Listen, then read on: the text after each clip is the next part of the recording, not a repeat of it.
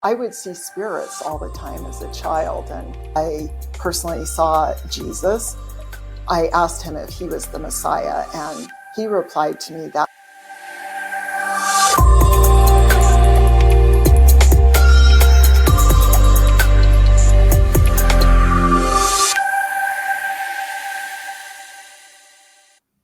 Today, we are talking with intuitive psychic Mia Simone. Mia founded her company, Prescience Life, in 2014 after many years of extensive training in different healing modalities, where she personally studied under several internationally known psychics. She attends numerous conferences regularly, such as the Science and Non-Duality Conference, Institute of Noetic Sciences, and the Conscious Research Laboratory to further expand her abilities and understanding of the healing arts. Mia now offers individual sessions as an intuitive reader, as well as training for those who might be interested in learning more about their own intuitive abilities. We are looking forward to getting to know her today. So Mia, we want to welcome you to the show. Thank you so much for being here. Good morning, ladies. Thank you so much for having me as well. I'm very grateful to be here today. So Mia, can you start by sharing with us when you knew you had psychic abilities and how you first got started with reading people? Ever since I was a young child, I've always known that I've had the ability to see into the future and, predict things, have feelings about certain people. I actually feel that we're each individually born with certain propensities toward being more intellectual or more intuitive. And I personally died for a few minutes as a baby while I was still at the hospital. And I do remember that. I personally saw Jesus. It's really hard for me to talk about this without getting very emotional, but I asked him if he was the Messiah, and he replied to me that he was appearing to me in that way because he didn't want to frighten me. As a child, there were a lot of fundamental Biblist preachers living in our neighborhood, and they were telling me I was possessed by the devil and things like that. And I became very fearful and just started to ignore what I was seeing. And so in terms of when I started reading, it wasn't until many, many years later that I had an interest in all things energy. I started taking classes, and that eventually became me doing intuitive readings. It was a very difficult period for me and took some time to get over that feeling that this is something that is not of a God. I don't have any specific beliefs. I believe there's a universal consciousness, but it's a very difficult time. And looking back at that now, I think that it's really a shame I wasn't encouraged more to be intuitive and to use those abilities, because all of us have them, particularly as children, and we tend to kind of put them away, and they're written off as imaginary friends or our imagination making things up. And so as an adult, I slowly transitioned out of corporate life and became an intuitive reader, which was a very difficult transition.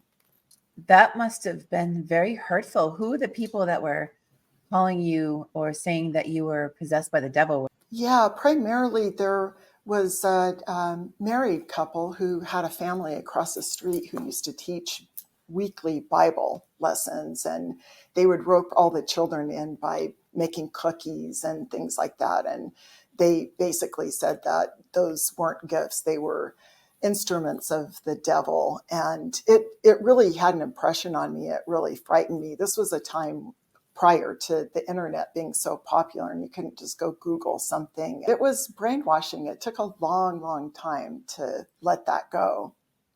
And also because I would see spirits all the time as a child. And my father always used to tell me it's the live ones you have to worry about, not the dead ones.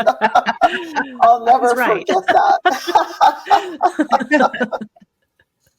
So I became more and more interested in it and realized that we all have these intuitive, I don't necessarily like calling them gifts, because I feel like we're naturally born with them as a survival instinct. And I've worked so hard to develop my intuition personally. And so I feel like I've worked very hard at it, and that it's not necessarily a gift. It's something I valued and wanted to educate myself on because I saw the value in it.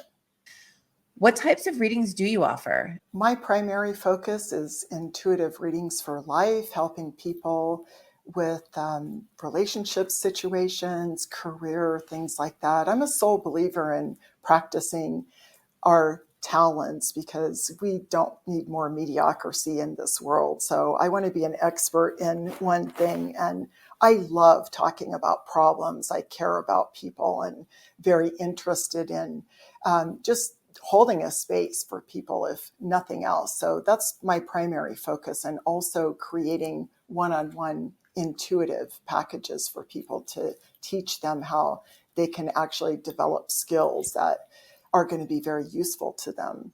What's the difference between a psychic and a medium? Well, mediums tend to focus on spirits who have crossed over, and there's a reason why I don't focus on that, because every now and again a spirit will come into a reading and it's something very, very specific message. And I've not had the experience of being able to feel like I have a direct dial to the dead and call on any spirit at any moment. That's just not my experience. So mediums just focus primarily on those who have passed and spirits, where I focus on looking at the energy of life and the future. When you're working with your clients, Mia, where does this information come from? How do you get the information to connect with that person?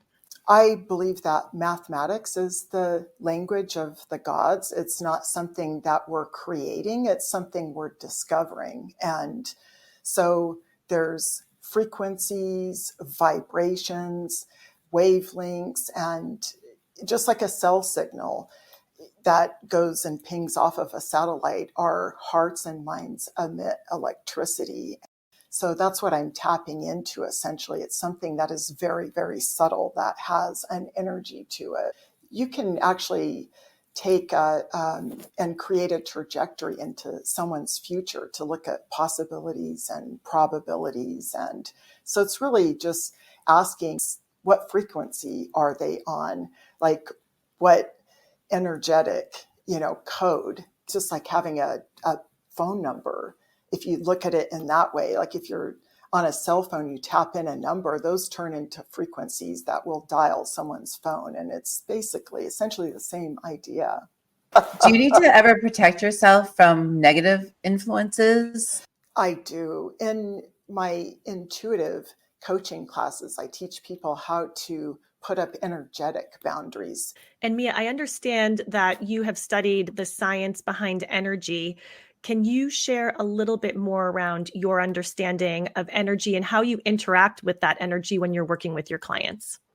Well, I typically ask my clients to say their name. The first name is the most important, and I always ask them what they'd like to talk about. I used to do readings where I would just tell them what I see, and I found that by asking questions, it gets to the point and they're much more productive. And then I go from there. And it's interesting because, in all honesty, each client is so different. I feel like some clients are extremely easy to read and you can see mental image pictures, and other ones you really have to break it down and ask a lot of questions, and not asking out loud, but internally, silently, to make sure everything's congruent. And it just depends on the client, really, in terms of that. And being able to break down their cycles. Some people are much more predictable than others. So it does depend on their habits and how open they are, and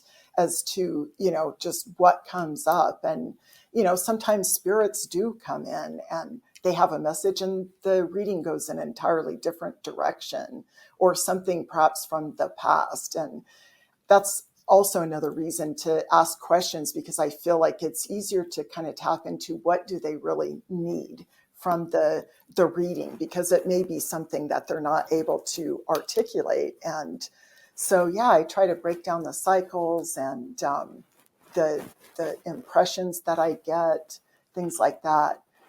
It's really difficult to not allow the, our mind to kind of hijack things, and always important to our brain is able to identify things within 6 seconds. We're designed that way. So I always know that, going to the first 6 seconds and creating a trajectory from there with any client is the most important thing. And I'm just curious, if you give them a reading and you give them some advice, does that actually also affect the outcome? If you give them that reading and that information, do they take that in, and then that may actually change what potentially could have happened? Absolutely. Predicting the future is becoming more and more difficult simply because we have so many options and cell phones, and people now consider text messages as having an actual conversation with people. And, decisions are made in seconds, and there's so many. So all of that definitely affects people. And I find that, I have people calling me saying that the prediction didn't come true, or not often, but I ask them, did you try my suggestions? And more often than not, they didn't. And that is also a lot of the way I help people, is I can offer them insight about good decision making and, putting them on a good positive trajectory. But we are far more integral to our lives than we like to think. Mm-hmm. And actually, along those lines, I believe you identify as an empath. I actually do as well. But for anyone that is listening, could you explain what that is?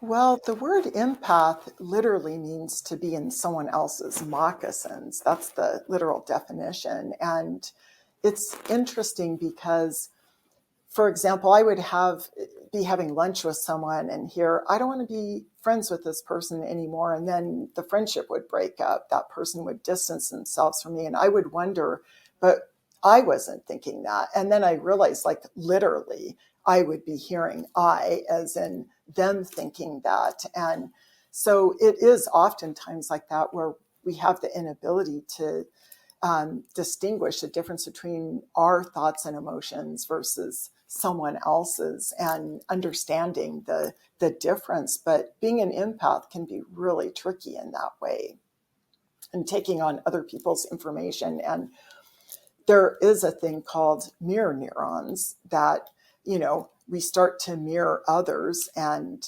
like, for example, yawning. When someone walks into a room and, you could be wide awake, they yawn, and you may yawn in matching their energy. And it's as simple as that, basically. You just said the word. And no. Tracy's just testing it out to see if it works. Oh my goodness. No, you said the word, yes, and then I thought of it, and then I yawned. That's how powerful you are.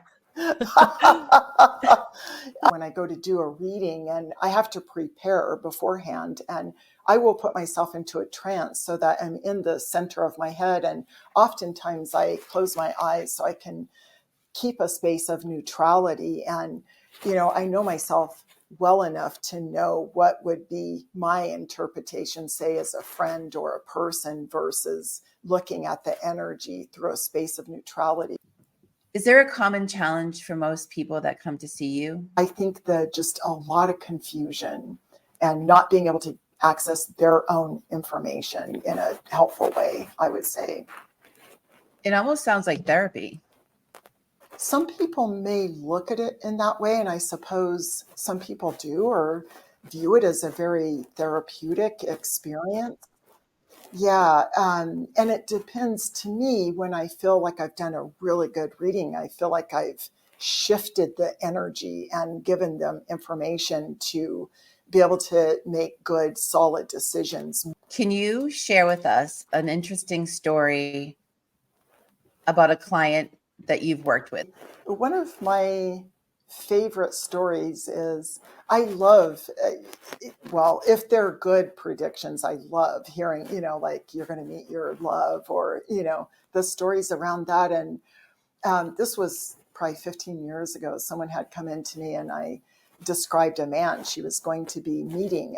And there was a particular online website she was looking through, and she saw that individual there. And, just on the advertisement, they were using real people for advertisements. And so she joined because she's like, this is the man. And he fit every single thing that I had detailed. And she sent him a message and he didn't respond. But meanwhile, someone else had contacted her. And then, she called me and she was telling me this. And I said, so I was like completely wrong. And she said, no, you don't understand what I'm telling you. It was right because I joined the site because you described this man so detailed and so well. I never would have joined that site. And the person that contacted me while I was waiting for, the first man to contact me ended up being her husband. And, now they've been married all this time. They've had children and they couldn't be happier. And she never would have signed up for that website had I not told her. So I realize, and I tell people this, that, it sometimes comes as, something that is the gateway or the door to what they're looking for, which made me really happy. I'm so happy she shared that story because I realize now I may see something that doesn't entirely make sense, but later on it does. And one that actually didn't make me laugh, but I was fearful that one of my clients was going to be kidnapped by her father. And, it was very frightening because I kept seeing, pictures of her and passports. And 2 years later, she discovered that during the visit, I was so concerned about her father had taken her identity and taken out credit cards and things on it. And so I realized that I was only seeing, like driver's license and passport, that it like was her identity and not literally her, but just in ways that it's interesting because we may misinterpret. However, there's, actually something there. Kidnapping her identity. You were right on the money. Exactly. Yeah. Yes. So I always pay attention to things like that, even if they don't necessarily add up. And, sometimes I will get the answer in my sleep and I just contact someone and let them know. Personally, I do. I don't make them book a reading or anything. So Mia, are you always reading people? Like when you're interacting with people just in your everyday life, you're going about your business, going to the grocery store, standing in line at the bank, do you have images that are coming to you, or is there information that you're receiving just in conversation with people, or do you have to actually put yourself into a specific state in order to receive information? It's interesting. I always receive information. However, during a reading, I definitely want to put myself in a trance. So I'm holding that space of neutrality, but I think it's impossible to completely shut down information that I'm receiving. I try to keep the energetic boundaries up, but I don't think there's ever a way to completely shut everything out. I call it having a very porous aura. And also, to be fair, I'm fascinated with people. I love people watching and learning.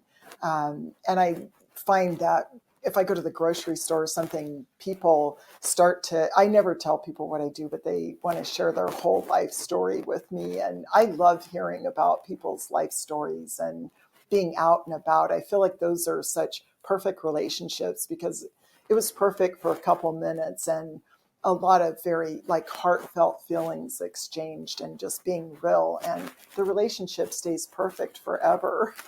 So I love picking up information like that. And if I feel someone's going through a difficult time or something, just being able to hold a space and comfort them or offer them compassion, and without maybe necessarily stating, what I see the issue to be. But yeah, there's always information everywhere. Yeah, you mentioned earlier that everybody has a base psychic ability. And the way I see that is intuition. When you have an intuition about something, is that like kind of what you were talking about? Well, yes, because if you look at us as humans and how we're designed, it really is a survival skill from the caveman days. We had to understand, like, if there was a tiger that was going to pursue us, or, people would get um, intuitive feelings about those things and the fight or flight and have to run, or like if there's poisonous berries, things like that. And really, we're just elaborating on that in modern times, but all of us are born to a certain degree, with intuitive. What can someone do to increase their own psychic awareness or abilities? Well, going back to knowing ourselves and being able to distinguish the difference between an intuitive feeling versus generalized anxiety or worrying or fear. I always say 11 minutes a day just of meditation or closing our eyes and thinking about getting in the center of our head. There's a pineal gland or pineal gland, and then the pituitary gland is right here. The pineal gland's in the center of our head, and if you can envision being in those spaces, that's the most intuitive center, and it also creates a space of neutrality, so it makes it so much easier to kind of to sense energy and feel it. And just practicing, like, being in those spaces and being quiet and listening. Also observing people's actions. And one of the first things I do when I'm teaching intuitive classes, tell people to keep an intuitive diary of only things that they suspect are intuitive, whether it's a dream or a feeling. You can turn on the radio and a song that's playing kind of will tell you about the future. It's like prognostication, which translates to literally knowing something about the future. And those are all ways that we can increase our intuition.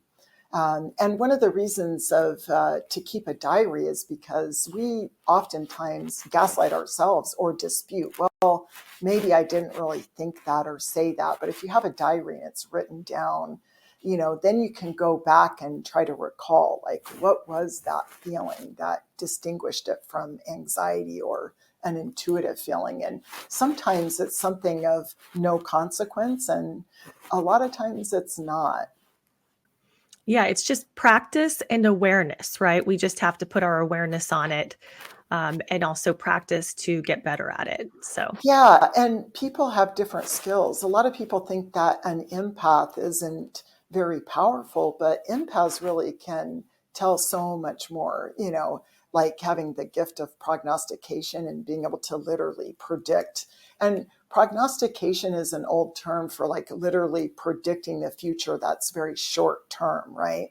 Which is very, very helpful in today's world. But the more you use these skills, it just starts to grow and manifest and, like, grow exponentially faster than we might think. But basically 11 minutes a day dedicated to any of those things, meditating.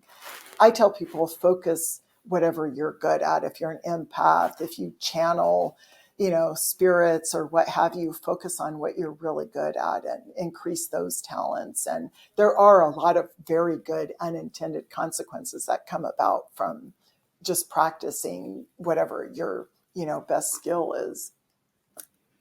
well, this has been really great. Can you leave us with a final message, just some words of wisdom? People are losing themselves and really questioning themselves. And I find you know, a lot of it does have to do with social media and thinking our lives should be a certain way. And it's very important for all of us to sit down and understand, what are our ethical values and whatever those are, and our core values. What is our baseline temperament, and, like, really, really work with that, because it's so crucial to understanding intuition and how to navigate your life and to trust yourself, because in a way you kind of make yourself, like, maybe bulletproof isn't a good term, but like energetically kind of bulletproof, because it makes it a lot more difficult for people to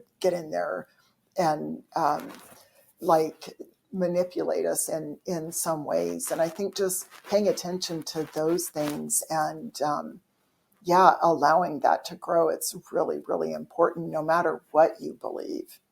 I think those are great words to end on. For anyone listening, Mia offers readings as well as training, which you can find on her website.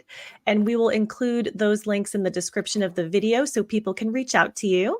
Just want to thank you so much for your time today, Mia. It has been great learning more about energy, how we can use it to benefit ourselves. And we just appreciate you sharing about not your gifts, but your abilities. So thank you for sharing with us. And we just want to say thank you. Thank you so much. We really appreciate your time. Thank you so much for having me. I'm so grateful for you.